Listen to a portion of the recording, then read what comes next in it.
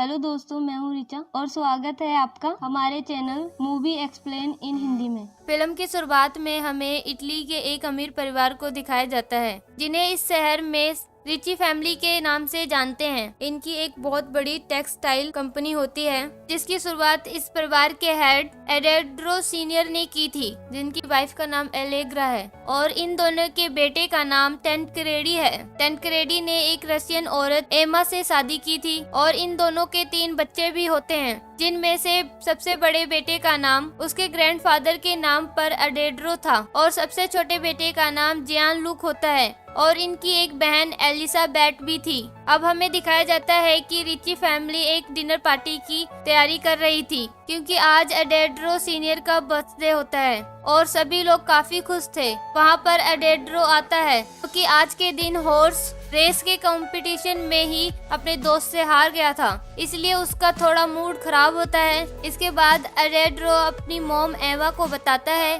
कि उसने अपनी गर्लफ्रेंड एवा को भी इनवाइट किया है, जिससे वो जल्द ही शादी भी करने वाला है। इसके बाद डिनर करते वक्त एमा सभी को एक खास तरह का सूप सर्व करती है, जो कि खासकर एडेड्रो के लिए बनाया था और ये उसकी खुद की रेसिपी होती है, जो कि एमा बचपन में एडेड्रो के लिए बनाती थी, जो कि उसे काफी ज्यादा पसंद है। इससे हमें पता चलता है कि एमा को कुकिंग करने का बहुत शौक है। इसके बाद एडेड्रो के ग्रैंडफादर डिनर के दौरान सभी के सामने इस फैमिली बिजनेस से अपने रिटायरमेंट की अनाउंसमेंट करते हैं। वो अपने टेक्सटाइल कंपनी को वो अपने बेटे टेनक्रेडी को और ग्रैंडसन एडेड्रो के नाम कर देते हैं, जहां पर सभी इस बात से हैरान होते हैं कि आखिर उन्होंने आधा बिजनेस एडेड्रो के नाम क्यों कर दिया, खासकर कि टेनक्रेडी। अब एलिसाबेथ अपनी बनाई हुई एक पेंटिंग को दिखाती है, लेकिन एडेड्रो सीनियर उस पर बिल्कुल भी ध्यान नहीं देता। इस पर एलिसाबेथ को उदास देखकर उसकी ग्रैंड मदर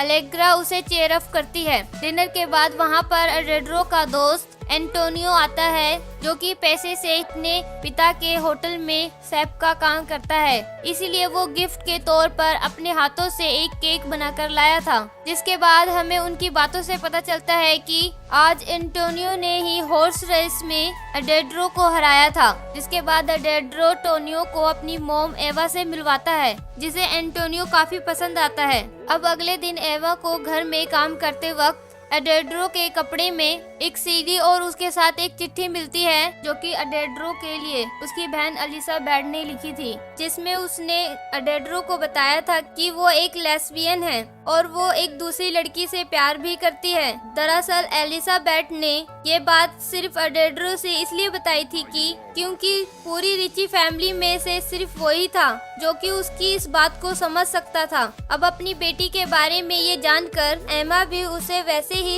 एक्सेप्ट कर लेती है जैसी वो है। इसी बीच हम एडेड्रो को देखते हैं, जो कि एंटोनियो से मिलने के लिए आया हुआ था और वो एंटोनियो को एवा की बर्थडे पार्टी में अरेंजमेंट करने के लिए कहता है, जिसमें वो एवा को शादी के लिए प्रपोज भी करने वाला था। अब यहाँ बातों ही बातों में एंटोनियो एडेड्रो से बताता है कि वो अपने पिता के रेस्टोरेंट में मजबूरी से काम करता है और उसकी अपने डैड से बिल्कुल भी नहीं बनती, इसलिए वो अपना खुद का रेस्टोरेंट खोलना चाहता है। जिस पर एडेड्रो कहता है कि मेरे डैड की एक खाली प्रॉपर्टी है, क्यों ना हम दोनों मिलकर वहाँ पर एक रेस्टोरेंट खोलें और तुम्हारे पास इसका तजुर्बा भी है, तो तुम इसे अच्छे से मैनेज कर लोगे। जिस बात से एंटोनियो खुश हो जाता है। जिसके बाद एवा की बर्थडे पार्टी की पूरी तैयारी एंटोनियो करता है, जिसमें उसकी मदद एमा भी करती है, क्योंकि एमा और एंटोनियो दोनों को ही कुकिंग काफी पसंद थी, इसलिए उनमें एक अच्छी बॉन्डिंग बन जाती है। जिसके बाद वहाँ एक जोरदार पार्टी होती है, जिसमें एमा शामिल नहीं थी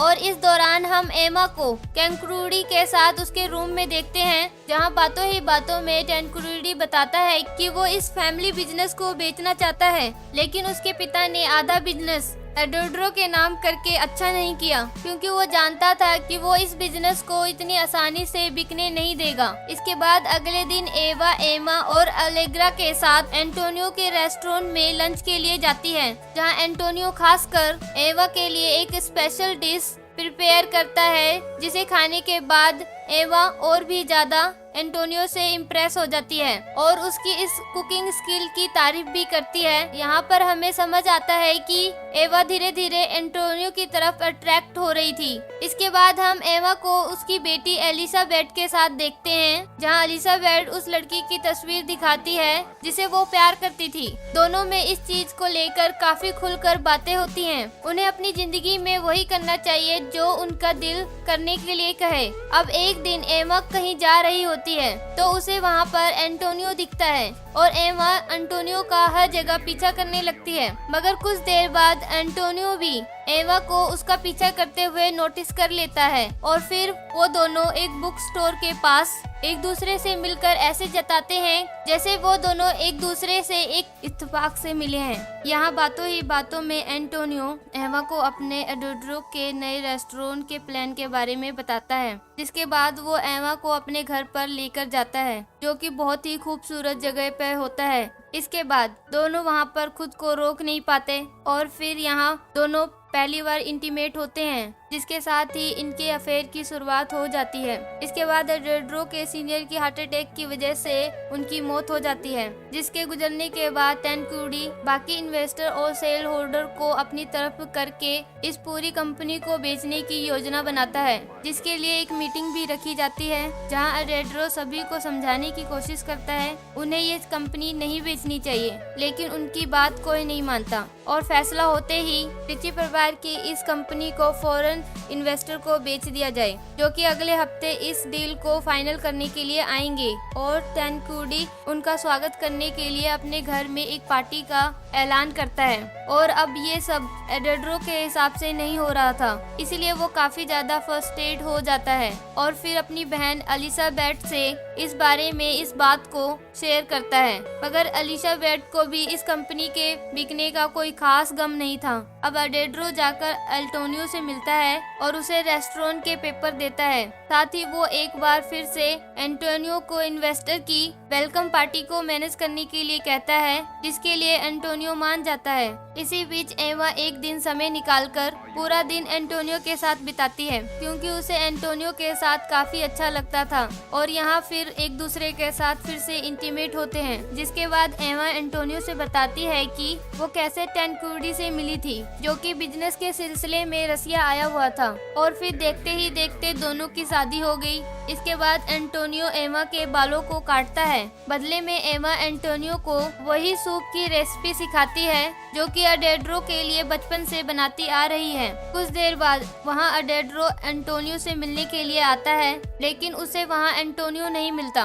तभी एडोड्रो को एवा के वहाँ बाल पड़े हुए मिलते हैं, लेकिन वो उन्हें देखकर भी नजरअंदाज कर देता है। इसके बाद हमें पार्टी का सीन दिखाया जाता है, जहाँ पर टैनक्रूडी पूरा बिजनेस फॉरेन इन्वेस्टर को बेचने वाला था और इस पार्टी को एंटोनियो ने बहुत ही अच्छे तरीके से मैनेज किया हुआ था। उसका वहाँ पर एवा भी पूरा साथ देती है। यहाँ एडोड्रो का मूड ऑफ देखकर एवा उसे बताती है कि वो उसके बच्चे की माँ बनने वाली है। इसे सुनने के बाद एडोड्रो काफी ज्यादा खुश हो जाता है। इसके बाद डिनर में सबके लिए एडोड्रो वही सूप बनाकर लेके आता है जो कि एमा एडोड्रो के लिए बचपन से ही बनाती आ रही है। और सूप को देखकर एडोड्रो को पता चल जाता है कि एंटोनियो का उसकी मॉम एवा के साथ अफेयर चल रहा है, क्योंकि ये सूप सिर्फ उसकी मॉम को ही बनाना आता था और एडोड्रो ने उस दिन एंटोनियो के घर पर उसकी मॉम के बाल देखे थे, इसलिए वो उस जगह से गुस्से में बाहर आ जाता है। जिसे समझाने के लिए एवा उसके पीछे आती है,